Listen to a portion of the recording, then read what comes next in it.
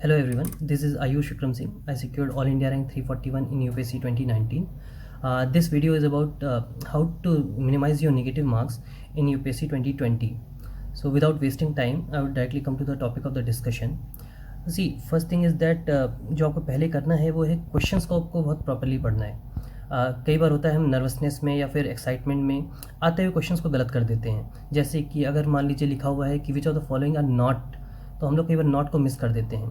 तो इसके लिए आपको क्या करना है, आपको अंडरलाइन करते हुए चलना है कीवर्ड्स को.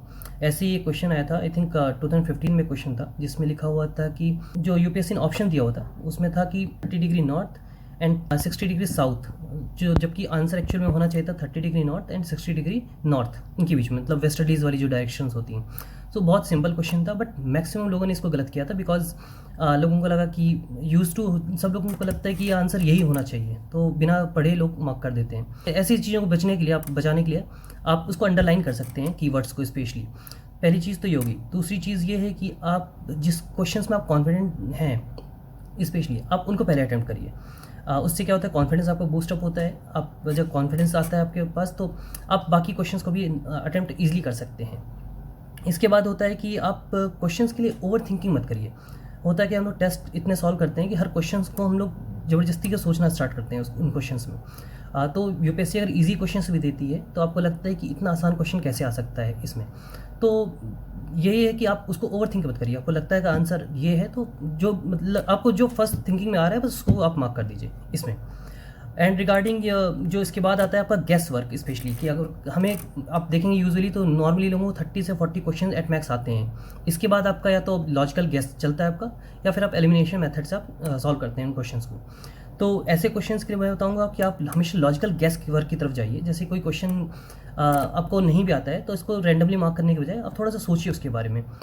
फॉर एग्जांपल, अगर जैसे मान लीजिए कोई एग्जांपल आप ले लीजिए, परिवेश जैसे है आपका, तो परिवेश का आपको अगर कुछ भी याद नहीं आ रहा तो आप उसका मीनिंग समझने की कोशिश करिए इसको. तो आप नॉर्मली देखेंगे कि डे टू डे लाइफ में हम लोग देखते हैं कि आपका परिवेश क्या था, या फिर जो भी हिंदी बेल्ट के लोग हैं उनको पता होगा कि बोला जाता है परिवेश बहुत कॉमन लैंग्वेज है जो कि कुछ लोग यूज़ करते हैं इसमें. तो इसका मतलब होता है इन्वायरमेंट. तो कहीं ना कहीं ये वर्ड आपका इन्वायरमेंट से रिलेटेड है, तो आप इससे गेस कर सकते हैं. इसी तरह लॉजिकल गेस के ऊपर बात आती तो एक आई थिंक क्वेश्चन आया होता है एम स्ट्राइप्स समथिंग करके. तो एम स्ट्राइप्स में भी आपका देखेंगे कि जो वर्ड स्ट्राइप्स, तो अगेन स्ट्राइप्स का मतलब क्या होता है आपका, कहीं ना कहीं ये किसी ना किसी टाइगर से रिलेटेड होगा, टाइगर से, जेब्रा से, किसी ऐसे एनिमल से रिलेट करेगा बेसिकली. तो आप उससे आप गेस कर सकते हैं कि इसका आंसर क्या हो सकता है. इसके अलावा फिर देखिए तो एक क्वेश्चन आपका आया था आई थिंक में QCI के ऊपर, क्वालिटी काउंसिल ऑफ इंडिया. उसमें पूछा गया था कौन उसको अपॉइंट करता है. तो आप देखेंगे ऐसे क्वेश्चंस में क्या है कि अगर ये इंपॉर्टेंट बॉडी होती काफ़ी, तो ये आपका लक्ष्मीकांत में गिवन होता, और इसको प्रेसिडेंट अगर अपॉइंट करते तो डेफिनेटली आपको पता होता है इस चीज़ के बारे में. तो आप बहुत इजीली इसको एलिमिनेट कर सकते हैं कि भाई प्रेसिडेंट इसको अपॉइंट नहीं करता. और एक लॉजिकल गेस बता सकते हैं आप कि ठीक है, मैक्सिमम लोगों को प्राइम मिनिस्टर ही अपॉइंट करते हैं जो भी ऊपर होते हैं, इसमें टॉप पोस्ट पे होते हैं. तो कहीं ना कहीं आप इससे आप इसको कर सकते थे, इससे लगा सकते थे QCI का आंसर क्या होगा. तो ये बेसिकली एक तरीका होता है इसको करने का, कि आप क्या है कि आप जो भी आप गेस कर रहे हैं तो उसी समय आप तुरंत मार्क मत कर दीजिए आंसर को. कई बार होता है कि आपका आंसर जो है क्वेश्चन पेपर में ही छुपा होता है. फॉर एग्जांपल लास्ट ईयर का पेपर में इंडस वैली सिविलाइजेशन के बारे में पूछा हुआ था, और जो दूसरा क्वेश्चन था वो अशोकाज इंस्क्रिप्शन के बारे में था. तो उसमें देखें कॉमन टर्म था सोहागुरा. तो अगर आप थोड़ा सा अभी ऑब्जर्वेंट होते तो आप बहुत ईजिली उसका आंसर फाइंड कर सकते थे इसमें. तो इसके लिए ये है कि आप जो है डायरेक्टली मार्क मत करिए, पूरा पेपर एक बार गो थ्रू करिए. कई बार हो सकता हो आपको आंसर आपके पेपर में ही मिल जाएगा ऑप्शंस के थ्रू. इसके अलावा क्या है कि कई बार आपको कॉन्ट्राडिक्टरी स्टेटमेंट देखिए. जैसे मान लीजिए अगर आपको क्वेश्चन टफ लग रहा है तो आप ऑप्शंस पढ़ने की कोशिश करिए. कई बार आपको देखेंगे ऑप्शंस खुद कॉन्ट्राडिक्टरी होते हैं इसमें. फॉर एग्जांपल, अगर आप देखेंगे कि अगर आपका एक्सपोर्ट बढ़ रहा है काफ़ी, एक स्टेटमेंट दिया कि India's export has been increasing, और दूसरी जगह स्टेटमेंट दे रखा है India's trade deficit has increased, और दोनों स्टेटमेंट 1 और 2 मान लीजिए दोनों स्टेटमेंट है और दोनों साथ में दे रखे हैं. तो ये दोनों स्टेटमेंट साथ में सही नहीं हो सकते. तो इससे आप ये ऑप्शंस एलिमिनेट कर सकते हैं इसमें. इसके अलावा प्री कंसीव नोशन लोग कुछ लेके जाते हैं कि मैं इतने क्वेश्चंस करूँगा, या फिर 90 क्वेश्चंस करूँगा, 100 क्वेश्चंस करूँगा. आप वहाँ जाइए, वहाँ देखिए कि आपका पेपर कैसा है. पेपर अगर आपका ईजी आता है तो डेफिनेटली आपको ज़्यादा अटेम्प्ट करना चाहिए, जैसे 2016 में था. बट अगर पेपर टफ है, आपको लग रहा है काफ़ी ज़्यादा है, तो हो सकता है 80-90 would be more than sufficient. 80 questions भी अगर आप सही से अटेम्प्ट कर लेते हैं तो बहुत ज़्यादा होगा। तो वहाँ पे जाके डिसाइड करिए रेदर देन, क्योंकि होता क्या है कि आप देखेंगे कि कई लोग 100 अटेम्प्ट 90 पहले से सोच के जाते हैं, उसके चक्कर में जस्ट मार्क करने के चक्कर में वो लोग ज़बरदस्ती अटेम्प्ट करते हैं, जिसकी वजह से उनके निगेटिव्स बढ़ जाते हैं। तो इन चीज़ों को अवॉइड करने के लिए आप वहाँ पे डिसाइड करिए। इसके अलावा क्या है कि आप, हाँ, कॉन्फिडेंस इज़ द की। कई बार यूपीएससी क्या करती है, ईजी क्वेश्चंस देती है। ईजी क्वेश्चंस में क्या होता है कि आपको लगता है कि ये क्वेश्चन ईजी है, बट उसके ऑप्शंस हो सकते हैं टफ हो। उसमें क्या होता है कि हम लोग फिर लगता है कि ये ईजी क्वेश्चन से छोड़ कैसे सकते हैं ऐसे क्वेश्चंस को।